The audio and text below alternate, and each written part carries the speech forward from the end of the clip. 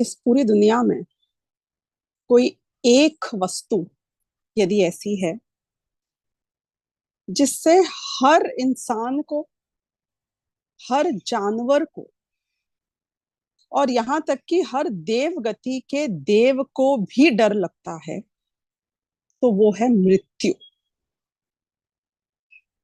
आज हम समझने की कोशिश तो करें कि क्या इसमें डरने जैसी कोई बात है, या बस हम एक अननोन चेंज से घबरा जाते हैं और उस घबराहट में पूरी जिंदगी, अपना पूरे जीवन का हर समय इस खौफ में बिता देते हैं, इस दहशत में बिता देते हैं कि जब मौत आएगी तब क्या होगा, मर जाऊंगा। हमारी तो कहावतें भी ऐसी हैं कि जो मौत मौत मौत को इतना बेकार, इतना भयानक रूप दिखाती हैं कि हर व्यक्ति उससे डरता है।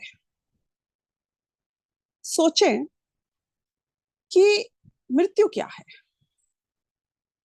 मृत्यु है एक्चुअली एक ट्रांजिशन। मृत्यु है एक जगह से दूसरी जगह जाना।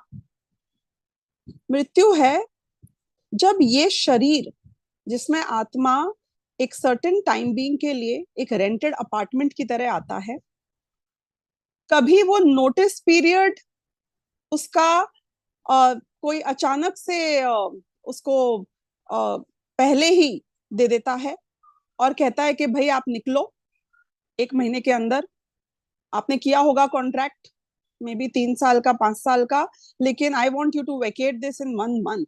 तो समटाइम्स आपको इमरजेंसी में खाली करके चला जाना पड़ता है, और कभी आप अपना पूरा टेन्योर करके जाते हो। लेकिन ईदर वेज जब हम किराए के मकान में आकर रहते हैं तो हमारा कॉन्सेप्ट इतना क्लियर होता है कि यहाँ पे हम फॉर द टाइम बीइंग हैं, और बहुत जल्दी जैसे ही या तो मेरा वक्त पूरा हुआ या नोटिस आ गया बीच में, तो मुझे इसको छोड़कर खाली करके जाना होगा। अब जब जिसको पता है कि मुझे इस मकान को खाली करना ही है, तो अपने को दुख नहीं होता है ना। आप रोते हो, आप फेयरवेल पार्टी मनाते हो उस घर को छोड़ने की। 11 महीने के लिए आए थे, 10 महीने में निकल गए कदाचित। आप दुखी होते हो, उसके एक एक कमरे को निहारते हो? नहीं निहारते हो। क्यों? Because you new from day one कि मैं तो इसको छोड़ के जाने वाला हूं।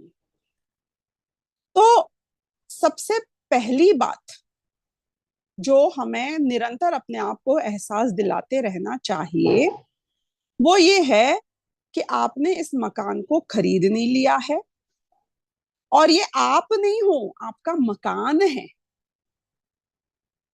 तो आप तो इसमें एक अलग वस्तु हो, और बहुत ही टेम्पररी अपना जगह यहाँ पे बना के आपने रखी है, ऑक्यूपाई कर रखा है। एक बार अगर ये कंसेप्ट हमारे दिमाग में क्लियर है शुरुआत से, तो हमारे जीवन में हम हमेशा तैयार रहेंगे। जब एक राज्य में एक राजा का बेटा, राजकुमार, पैदा होता है, उस राजा को एक बात तो पता है कि ये कल राजा बनेगा। और जब ये राजा बनेगा तब ही नहीं, जब तक ये राजकुमार है तब भी एक खतरा जो हर राजा के ऊपर हमेशा मंडराता रहता है, वो ये है कि पता नहीं है कौन कब कहां से हमला बोल देगा। इस डर में इतने राजा लोग जीते हैं कि वो जब अपने शयन कक्ष में, बेडरूम में सोने के लिए जाते हैं ना रात को, तो वो तलवार भी अपने एक आर्म लेंथ डिस्टेंस पे रखते हैं।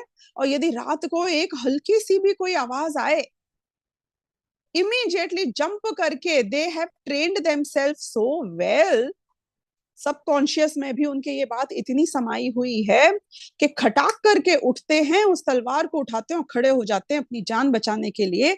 क्योंकि इतिहास गवाह है, और कोई देश हो, हर जगह राजाओं की लाइफ के ऊपर खतरा हमेशा मंडराता ही रहता है। दुश्मन कभी भी हमला कर सकता है, और राजाओं के ऊपर जो हमले होते हैं वो जानलेवा होते हैं। सिर्फ राजाओं के ऊपर नहीं, राजकुमारों के ऊपर भी जो हमले होते हैं वो जानलेवा होते हैं। इसलिए शुरुआत से 4 साल 5 साल का बच्चा होता है वो राजकुमार, और उसको खिलौने, गुड्डे गुड़िया या क्या बोलते हैं बैलगाड़ी घोड़े देने की जगह सीधे उसको तलवारबाजी सिखाना शुरू कर दी जाती है। ये क्या कंसेप्ट है कि तुम हमेशा तैयार रहो, दुश्मन बोल के नहीं आएगा हमला करने के लिए, तुम्हें सरप्राइज एलिमेंट नहीं होना चाहिए, तुम हमेशा प्रिपेयर्ड होना चाहिए इस चीज के लिए कि तुम्हारे ऊपर कभी भी हमला हो सकता है।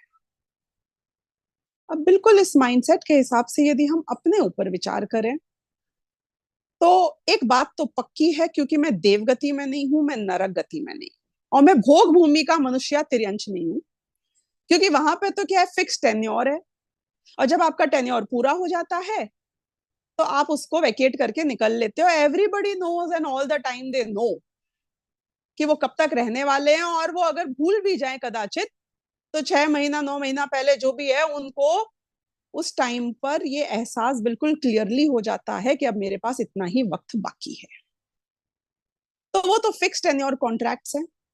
हम बात करें कर्म भूमि के मनुष्यों की, कर्म भूमि के तिर्यंचों की, और क्योंकि हम मनुष्य हैं तो हम अपनी बात करते हैं। हमारे ऊपर हमला कभी भी हो सकता है, चाहे मैं 2 साल का हूँ, 5 साल का हूँ, 10 साल का हूँ, 20 साल का हूँ। इनफैक्ट मैं तो ये बोलूंगी कि वो लोग बहुत भाग्यशाली होते हैं जिनको नोटिस मिल जाता है, जिन्हें ये पता चल जाता है कि मेरे पास 1 महीना है, 2 महीना है, 6 महीना है, या ज्यादा वक्त नहीं है, क्योंकि उन्हें संभलने का वक्त मिल चुका है, वो प्रिपेयर हो सकते हैं, और वो अभी भी अगर संभल जाएं तो वो काम कर सकते हैं जो काम अनंत काल तक उनके काम आएगा।